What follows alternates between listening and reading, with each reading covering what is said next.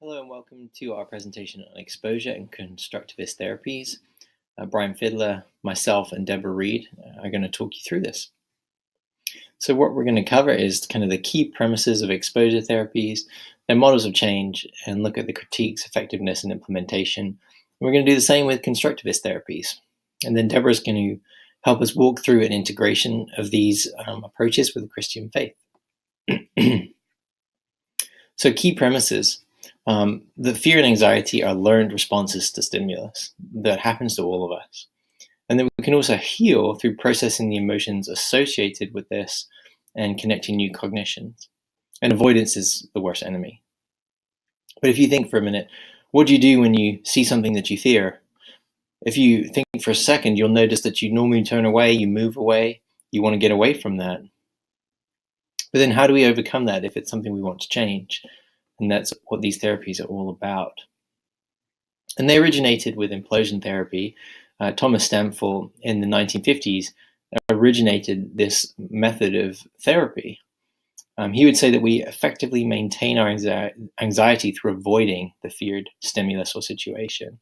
And so he would have clients construct, and he would then also construct rich mental imagery that would be very provocative, designed to really engage the anxiety and stop the client from moving away from that, stop their natural avoidance. And so eventually they'll become desensitized. Quite stressful, as you can imagine. And of course, we have to remember that Freud, yes, even Freud is here in the behavioral therapies, as he talked about mechanisms of repression. Those were right here in Stampfel's thinking.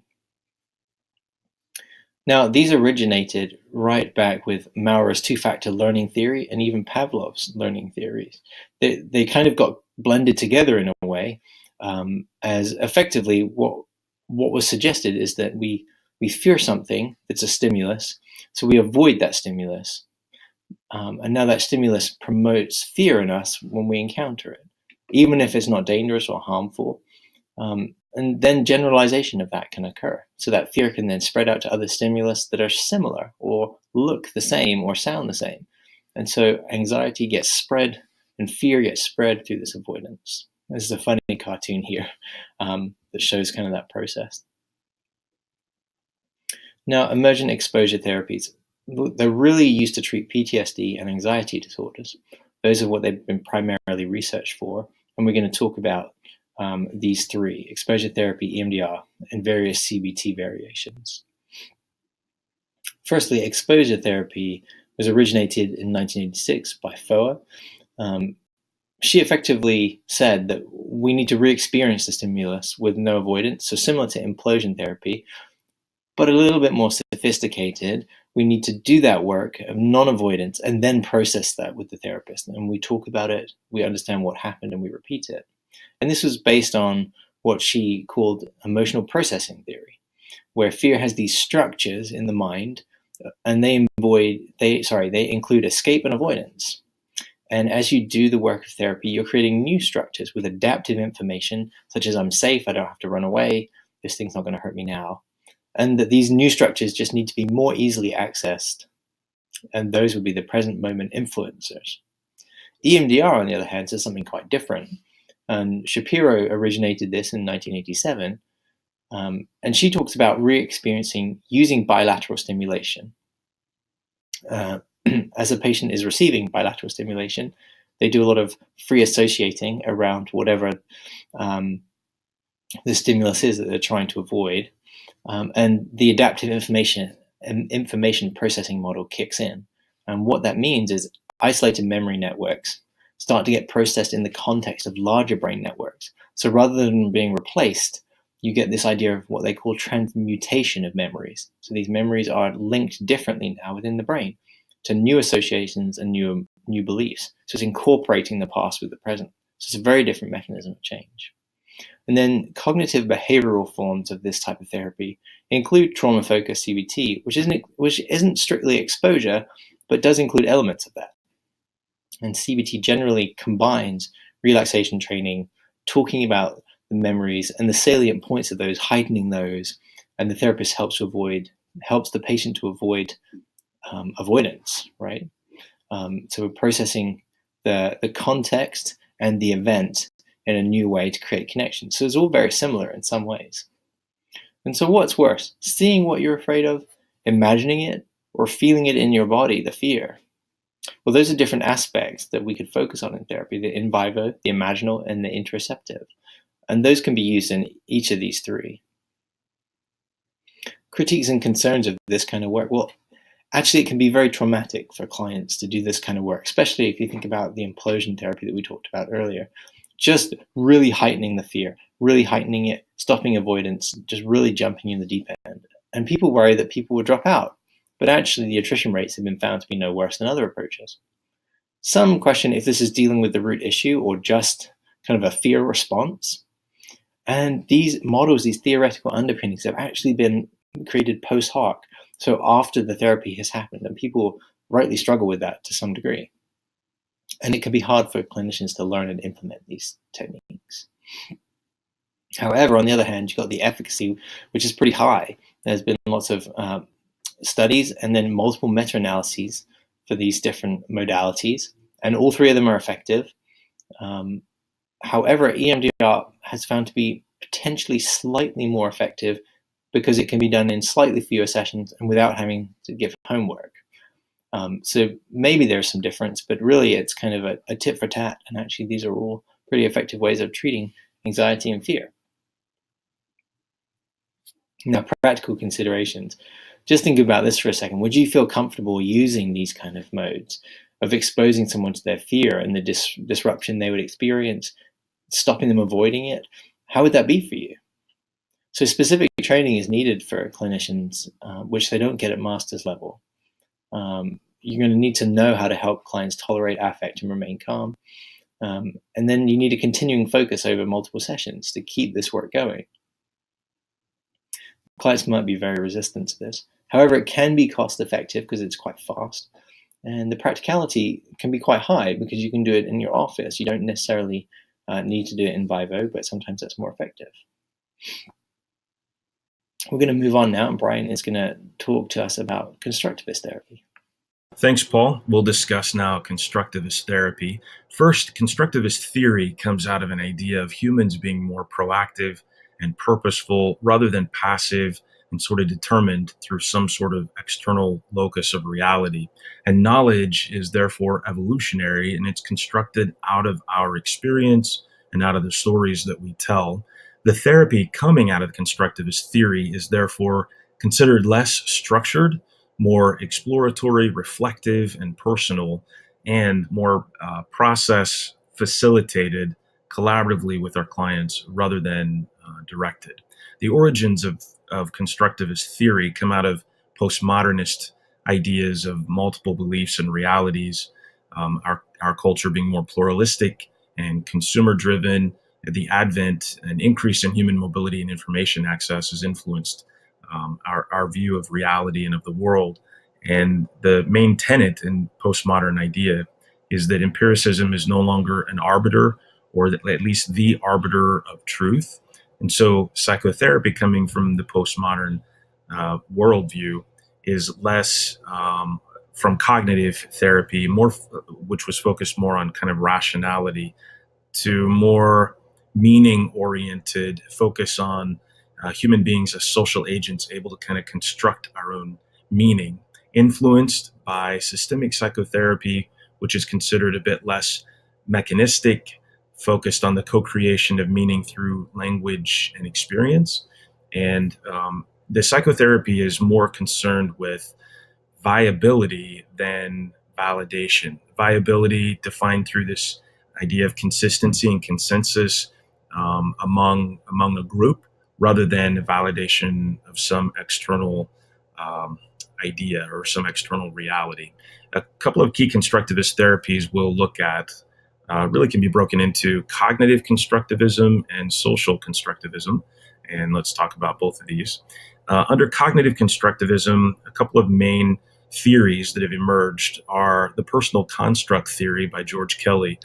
He was applying the scientific method to understand the personal psychologies of his students, in which they analyzed their own constructs, and then he would interview the students through what he called the repertory grid interview. the clients would then test the accuracy of their constructs by performing the actions demanded or suggested by them, and then they would reevaluate and kind of update their constructs as a result of their experimentation. And another theory is structural development cognitive therapy, where the focus was on the unique development and shaping of a client's view of the self and the world coming out of their own childhood.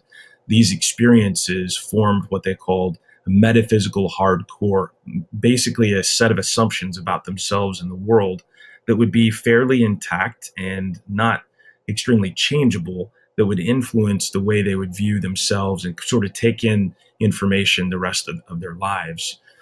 Kind of an attachment-based idea. Under social constructivism, a couple of main therapies that have emerged. One is narrative therapy by Michael White, where he was interested in understanding the dominant narratives that were formed around a person's life and their view of themselves in the world. And the emphasis was on allowing the client to re-author those particular narratives through externalizing the problem and anthropomorphizing the dysfunctional pattern in order to see it a little bit better and create a new narrative that functioned better for the client. And also Steve DeShazer and Insoo Kim Berg's solution-focused brief therapy, much more present and future-focused than other therapies, and particularly focused on the client's view of the solution. Their tenet was that if it works, do more of it.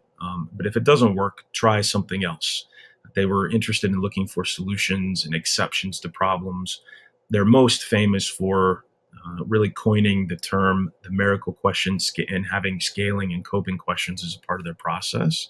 And then finally, constructivist family therapy, where the focus was on the creation of meaning among the various family members through a technique called circular questioning, where the conversation would construct the meaning and through symbolic ritual prescription. Some critiques around constructivist therapy is that it is particularly conceptually demanding to try to translate largely this philosophy, this worldview, into something that's specifically practical within the therapy room. And it's also based upon the critique of more objective and modernistic epistemologies rather than a particular, it's kind of a reaction against those worldviews rather than an assertion of a particular worldview itself. There is no real detailed formulation of the role of the environment in the construction of personal knowledge. And its vitality itself is really threatened due to the wide variety of belief systems that are kind of inherent within constructivists. You have the empirical social constructivist that allows for a specific ontological reality, kind of an external reality, all the way to the more radical social constructivist view that does not allow for an external reality. And in fact, in that view, in an extreme version of constructivism, there is no truth, there is no mind, there is no even individual psychology. So you can imagine the difficulty in trying to do therapy without an individual psychology or view of the mind. Its efficacy is difficult to ascertain because it doesn't make a good bedfellow with empiricism, which is how we typically try to understand the effectiveness of therapy through outcome studies. They allow for and favor more naturalistic studies based more on therapist testimonials and some qualitative research. Nonetheless, there have been some quantitative research that's done and qualitative and mixed research that suggests some things concerning the efficacy. For example, solution-focused is superior to no treatment at all, and that narrative therapy improves, at least in short term, depression in clients. There's also a study I found really interesting linking the Piagetian developmental stages to the way in which clients would articulate their particular problems. And so a therapy treatment that would be developmentally focused, designed to specifically intervene on the level of development for the client was considered in the research. And then also there is in some research a greater understanding of the creation of meaning when combined with emotional arousal within the therapeutic encounters. Some practical considerations in closing Would you feel comfortable utilizing a constructivist therapy? And just to reiterate some of the challenges, a therapist would have to suspend his or her notion of truth, and then also tolerate multiple views of reality, multiple views of the problem and of the solution, with no particularly privileged vantage point. And then you'd have to allow for a variety of therapeutic approaches. There is some lack of outcome studies due to the rejection of empiricism. And then you'd have to be willing to work collaboratively with your client. Thank you, Brian. I'm going to talk to you now about the similarities of the theories, Christian integration, and provide an overview of the EMDR activity. As you listen to the presentations by Paul and Brian, you may have noticed some similarities between the two theories. Both use similar techniques to encourage the client to go deep and face their fears. Each theory uses some form of narrative to help the client externalize the problem. This is accomplished through storytelling or through having the client talk through the details of an event, moment by moment. Each theory focuses on both present and past, recognizing that present problems are often rooted in past events. Each theory seeks to reshape the client's view of self by changing the narrative. Constructivism does this by authoring alternative narratives, giving the client what if scenarios to consider. Exposure therapy transmutes memory by helping the client view the event from a different perspective. Each theory identifies the client's worldview and their view of events as the focus of therapy. The goal of therapy is to integrate new knowledge into the client's view of self so that old things pass away and all things become new. In other words, the client becomes a new creation.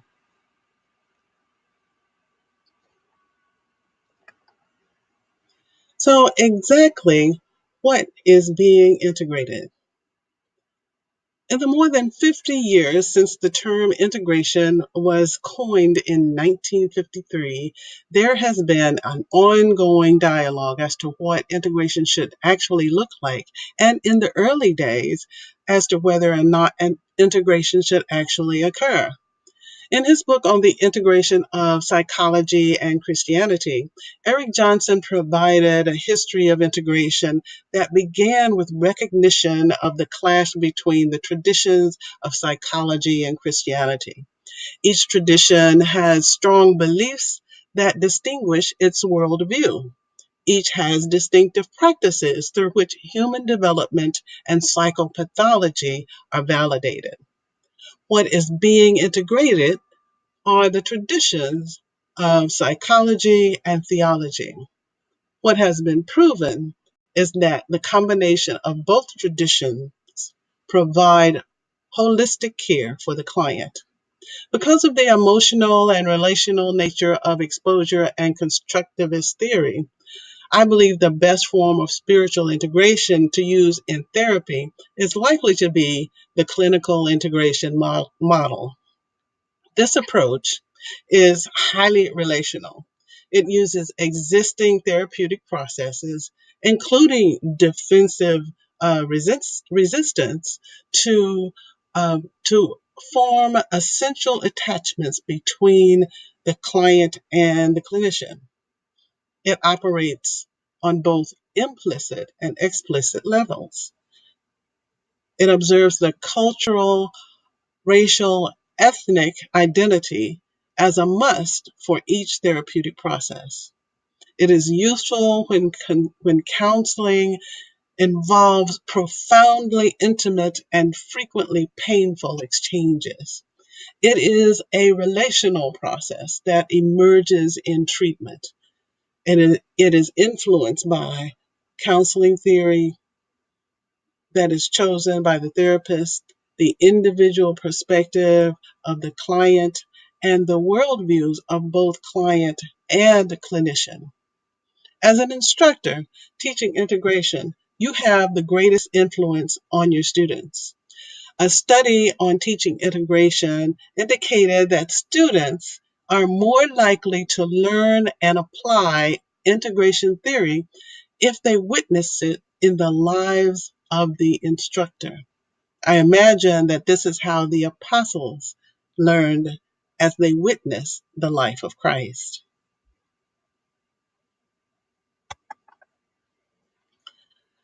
When it comes to applying clinical integration in therapy, the clinician must be diligent to remain open and aware of what is happening in the session.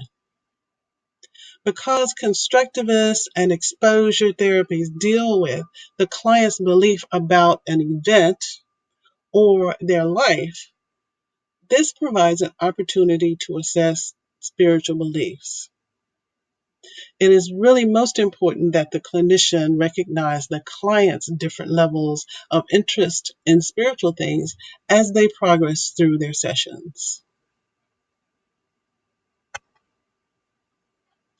So here's some key points to remember. Exposure and constructivist theories have been proven to be effective in dealing with some serious conditions.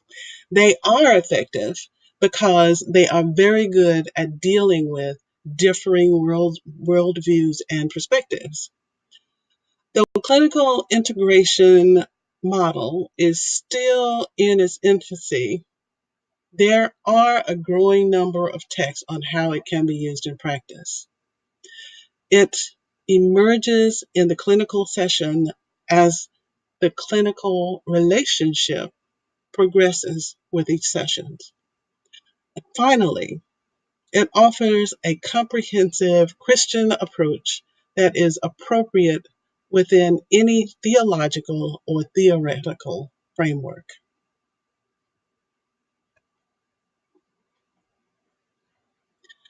So now let's talk about the EMDR activities.